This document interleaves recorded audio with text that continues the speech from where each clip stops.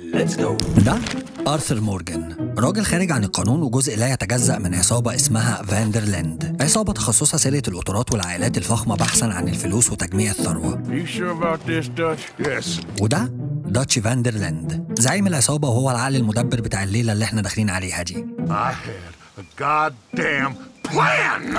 وبتبدأ الحكاية بالعصابة وهم راجعين من عملية فشلت منهم في مدينة اسمها بلاك ووتر، وبيبقوا رايحين على مكان تاني أمان عشان يعسكروا فيه، وبيبقى معهمش أي حاجة، وفي ناس منهم اتمسكت وناس ماتت والدنيا بتبقى خربانة معاهم، ده غير إن بيبقى مفيش حاجة تتاكل وبيبقى معاهم ستات وأطفال، والموقف إنسانيا بيبقى مش حلو خالص. بس داتشي بيكون بعت اتنين معاهم في العصابة عشان يستكشفوا المنطقة، وبيطمن اللي موجودين وبيقول لهم يظبطوا المكان عشان هيعسكروا هنا كام يوم، وهو هياخد آرثر عشان يشوف الناس اللي بعتهم يستكشفوا المنطقة وصلوا لإيه ويجيب لهم أكل ويرجع. We're gonna ride out and we're gonna find some food. وفعلا بيخرجوا عشان يشوفوا الناس اللي بتستكشف المنطقة معاهم، وبيلاقوا أول واحد واللي بيبقى اسمه مايكا، ومايكا بيكون لها بيت في المنطقة، وداتشي بيروح عشان يطلب من الناس اللي في البيت ده مساعدة، بس بنكتشف إن اللي في البيت دول ناس من عصابة اسمها أودريسكول قتلوا صاحب البيت واحتلوه.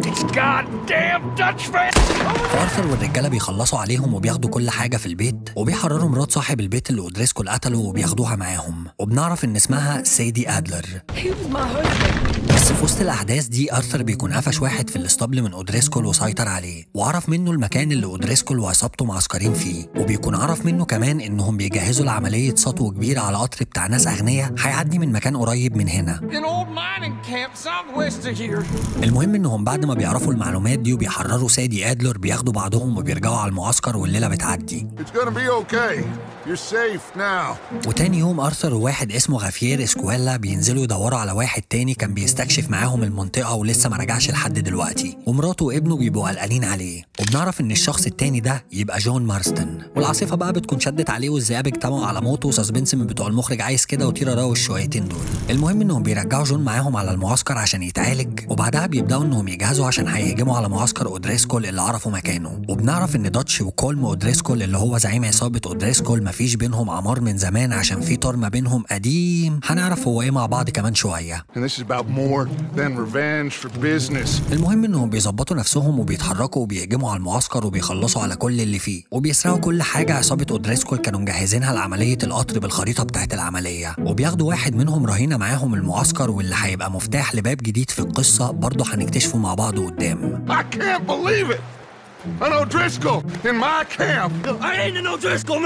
المهم انهم بعد كده بينظموا نفسهم عشان ينفذوا عمليه القطر اللي سرقوا خطتها من عصابه أودريسكول، وفعلا بيروحوا يظبطوا الدنيا عشان يوقفوا القطر والدنيا بتتكعبل منهم.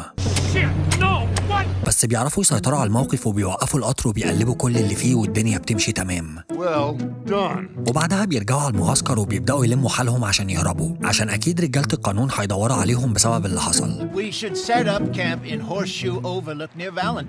وفعلا بيسيبوا المكان اللي هم فيه وبيروحوا على مكان تاني قريب من مدينه اسمها فالنتاين، وبيبنوا معسكر هناك وبيظبطوا دنيتهم والجو بيبقى مهيأ انهم يعيشوا فيه. وداتش بيقول لهم ينزلوا على مدينه فالنتاين ويشوفوا ايه الدنيا ويعملوا فلوس عشان يزودوا على الفلوس اللي معاهم عشان يشتروا ارض لنفسهم بدل ما هم مقضيينها معسكرات في كل مكان شويه، وده عشان المدن دلوقتي بدات تتطور والبنوك والقانون بداوا ان هم يسيطروا على الاراضي ولازم يلحقوا نفسهم. وفعلا بينزلوا على المدينه وبيتعرفوا على ناس وبيعملوا فلوس وبيصطادوا وبيسهروا والدنيا بتبقى جميله، لحد ما في الاخر بيروحوا للرهينه اللي خدوه معاهم وبنعرف ان اسمه كيرن، وبيخوفوه عشان يطلعوا منه اي معلومه عن مكان كولم أودريسكول زعيم العصابه بتاعته.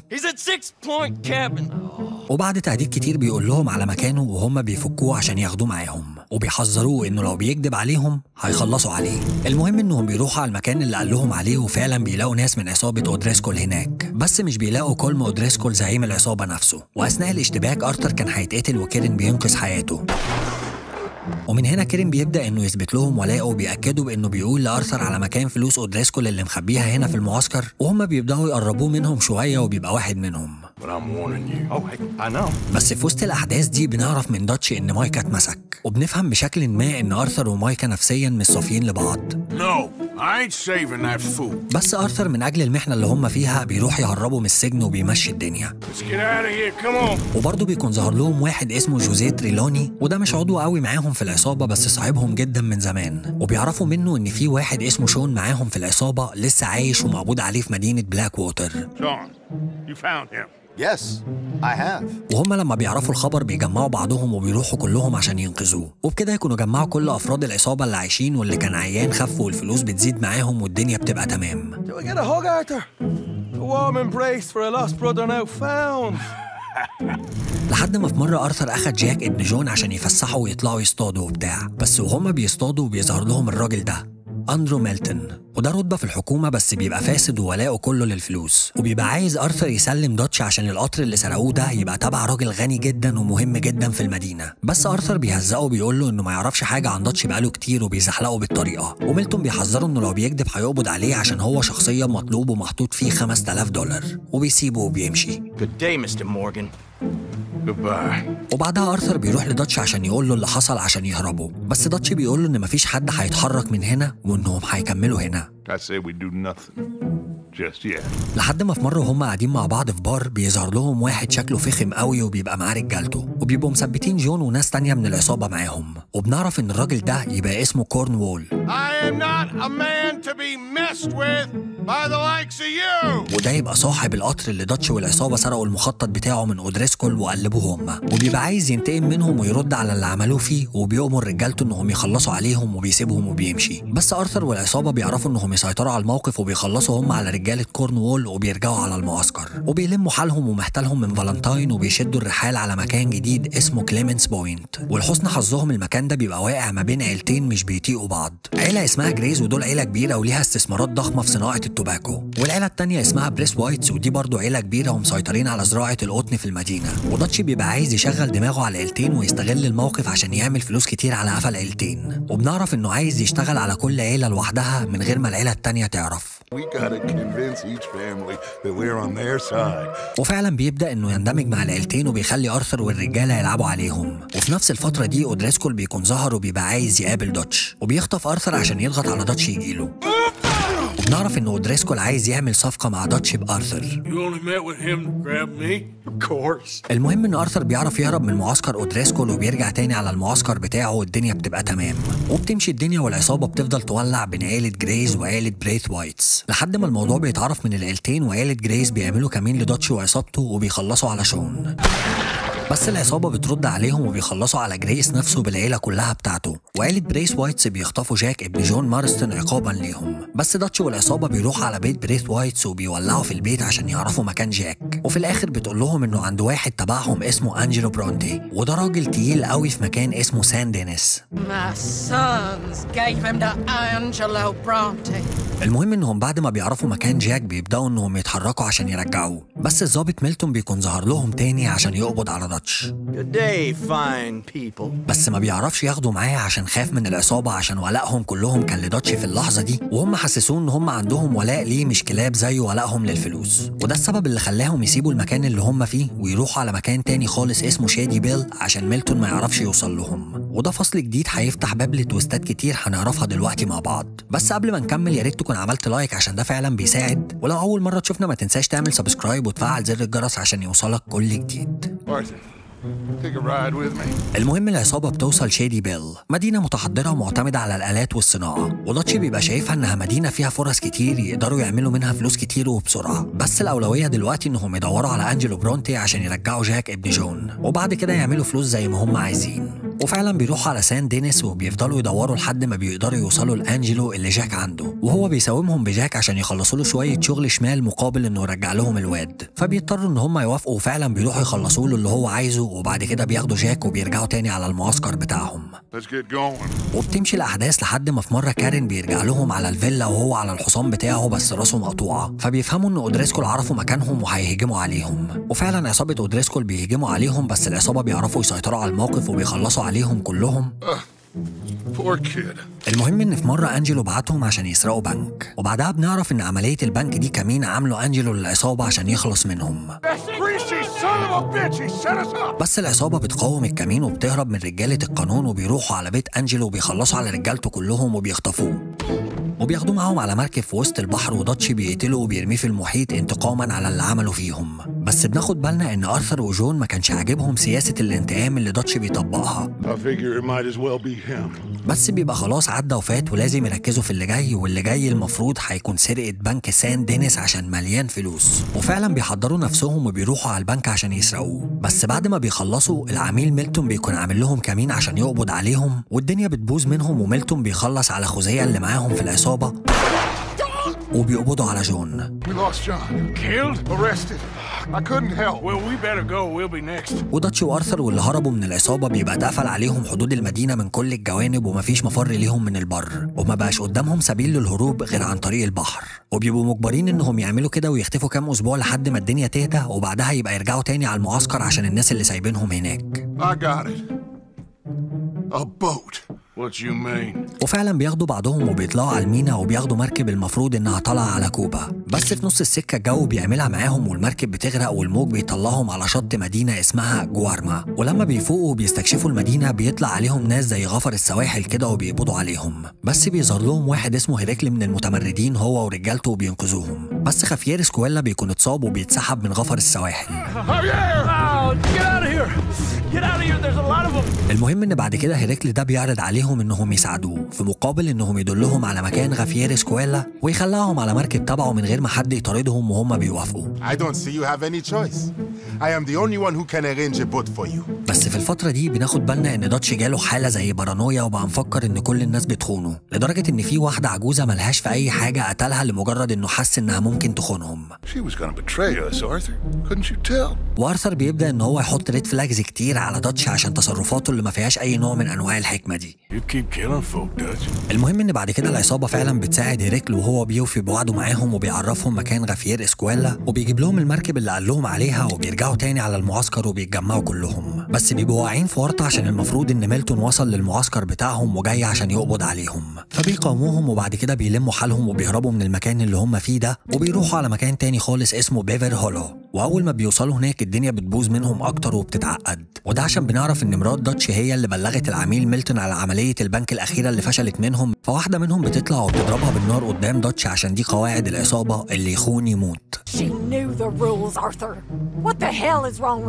وطبعا داتش بيتأثر بالموضوع بس بيبقى محتاج فترة يجمع فيها أفكاره عشان يشوفوا هيعملوا إيه في اللي جاي، ده غير جون اللي اتمسك في آخر عملية سرقة في سان دينيس ولازم يخرجوه. فأرثر بيقرر إن هو يرجع تاني على سان دينيس عشان يجيب جون، بس وهو رايح عشان يجيب جون بيتعب وبيقع في نص السكة وبيغمى عليه، ولما بيروح للدكتور بنعرف إن جاله مرض خطير بسبب واحد تعبان كح في وشه ونقل له العدوى لما كانوا في مدينة فالنتاين، وبنعرف إن أرثر قدامه أسابيع ويموت.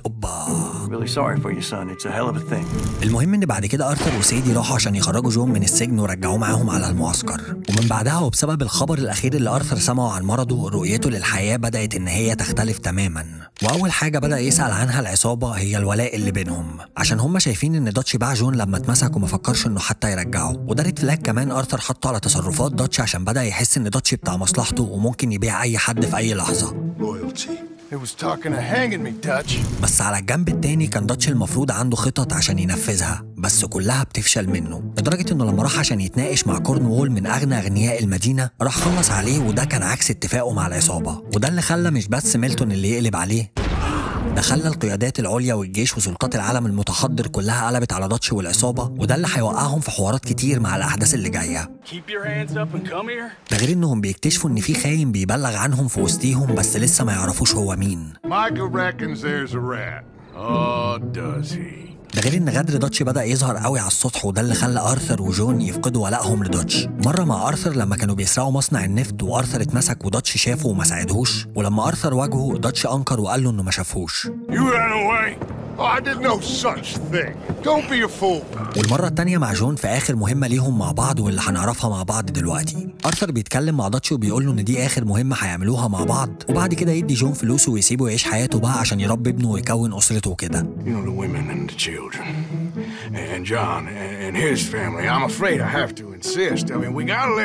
وداتش بيوافق على كلام أرثر وفعلا بيطلعوا المهمة مع بعض، وأثناء المهمة جون بياخد طلقة في كتفه وبيقع من القطر، وداتش بيقول لهم يكملوا المهمة وهو هياخد مايكا وهيرجعوا يبصوا على جون. وفعلا أرثر والرجالة بيكملوا المهمة لحد ما بعدها بشوية بيلاقوا داتش راجع لهم وبيقول لهم إن جون مات. He didn't make it.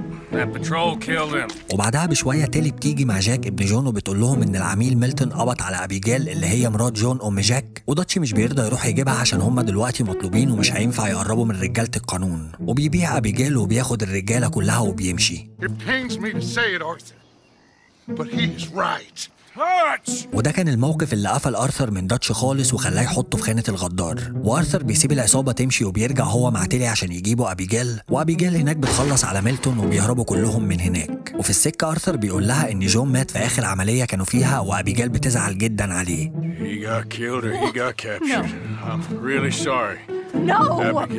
بس آرثر بيرجع تاني لداتش المعسكر وبيقول له إنهم لازم يتكلموا مع بعض عشان يعرفوا مصيرهم ويحطوا نقط على الحروف، والكلام بيبدأ إنه يسخن بينهم وبيرفعوا السلاح كلهم على بعض لحد ما بتيجي التويستاية اللي بتأمن إن داتش ده راجل ابن أحبة ملوش أمان. بنتفاجئ بجون اللي داتش من شوية قال إن هو مات وهو داخل عليهم وبيزعق في داتش وبيقول له أنت شفتني وأنا بموت وسبتني ومشيت. أوبا، لحد ما الحوار بيتصاعد منهم وواحدة بتموت منهم وبيبدأوا إن هم يشوفوا مين مع مين، وبنتفاجئ إن كلهم راحوا في صف داتش وآرثر وجون بقوا لوحدهم تماما لحد ما رجالة القانون بتهجم عليهم وكلهم بيهربوا. وبعدها آرثر بيدي لجون الطاقية بتاعته وبيقول له يرجع لمراته وعياله ويبدأ حياة جديدة، وهو كده أيامه في الدنيا معدودة عشان المرض اللي عنده. وجون بيتأثر باللي بيقوله آرثر وبيبقى عايز يكمل معاه الحرب، بس آرثر بيمشيه وبيقول له كده أحسن له عشان يعيش مع مراته ويربي ابنه وبتاع. It would mean a lot to me. Please. وبعد ما جون بيمشي مايكا بيهجم على آرثر وبيبقى عايز يخلص عليه، والاتنين بيفضلوا يطحنوا في بعض لحد ما في الآخر داتش بيوصل، ومايكا بيقول لداتش تعالى معايا احنا اللي كسبنا الحرب وبتاع، بس آرثر بيرد عليه وهو بيطلع آخر أنفاسه وبيقول لهم إن جون هو اللي كسب الحرب ولا أنت ولا هو. John made it. وفي الآخر داتشي مش بيسمع لمايكا وكل واحد فيهم بيمشي في طريقه وبيسيبوا آرثر يموت بين الجبال تحت غروب الشمس عشان الكرنج يكمل وكده. وبيعدي فترة وبنشوف جون راجع لعيلته وبنى بيت ومزرعة وغير اسمه من جون مارستون لجيم ميلتون. Jim Milton. بس بيكون لسه متأثر شوية بحياته القديمة، وده مخلي أبيجيل لسه خايفة منه فبتاخد جاك وبتمشي. Part of you is hell-bent on ending up the same way. وبعدها جون واحدة واحدة بيبدأ يشتغل لحد ما بيجمع فلوس عشان يشتري أرض معينة أبيجيل كانت عايزاها، وبيروح البنك عشان يعمل قرض وياخد الأرض عن طريقهم عشان يرجع مراته وابنه. I want a loan, sir. A line of credit. So I can buy some property. وفي نفس الفترة دي بيقابل بالصدفة أنكل وسيدي أدلر وشارلز اللي ساعدوه إن هو يبني بيته ومزرعته على أرضه اللي اشتراها من الحكومة وبيظبطوا له الدنيا. وبعدها بفترة مراته بترجع والدنيا بتبقى تمام وبيبدأ أول مرحلة في حياتهم الجديدة إنهم يعيشوا في سلام، لحد ما شارلز وسيدي أدلر جم لجون وقالوا له إنهم عرفوا مكان مايكا. Found him. I found Micah. فجون مش بيفكر مرتين وبياخد بعضه وبيروح معاهم عشان ينتقم منه، عشان بنكتشف ان هو الخاين اللي كان وسطهم وكان بيبلغ عنهم رجالة القانون في اخر فترة عاشوها مع بعض. وبعدها بنتفاجئ تاني بداتش وهو خارج لهم وبنكتشف انه اتحد مع مايكا بعد ما آرثر مات، وكل واحد فيهم بقى شايف التاني خاين. بس في وسط ما هما بيسخنوا على بعض داتش بيقتل مايكا وبيقول لجون على مكان نص الفلوس اللي جمعوها في مسيرتهم وبيسيبهم وبيمشي، وجون بياخد الفلوس وبيرجع على المزرعة وهو منتقم من مايكا على خيانته ومعاه فلوس كتير. وبعدها شارلز بيقرر ان هو يروح على كندا يكمل حياته هناك، وسيدي أدلر بتروح على الجنوب وبتقرر انها تبدا حياه جديده هناك برضه، وجون بيسدد فلوس المزرعه وبيعيش حياته مع أبيجيل وبيكبروا المزرعه بتاعتهم. وفي اخر مشهد بنشوف إدجار روس المساعد بتاع ميلتون اللي أبيجيل قتلته، وبيبقى معاه واحد تاني وبيبصوا على مزرعه جون من بعيد وبيبقى عينيهم بتقول انهم مرقدين لحاجه وان القصه لسه ما انتهتش. وده المفروض اللي هنعرفه الحلقه الجايه في ملخص ريد ديد ريديمشن 1. وانا تعمدت ان انا ابدا بالجزء الثاني عشان المفروض ان انا عايز امشي معاك على حسب السيناريو، وده بناء على الاحداث مش بناء على تاريخ الاصدار. وشكرا لو وصلت لحد هنا في الفيديو. فلو عجبك الفيديو ما تنساش ان انت تعمل لايك، ولو عجبك قوي ما تنساش ان انت تعمل سبسكرايب وتفعل زر الجرس، ولو عجبك قوي فعليكوا على الكومنتات بقى بص انا ماشي بعلاج. وما تنساش تتابعني على الانستجرام، هو معلهوش صور بس على طول هناك بنعمل استطلاعات رأي عن الحلقات اللي هتنزل في المستقبل. وبس كده، سلام.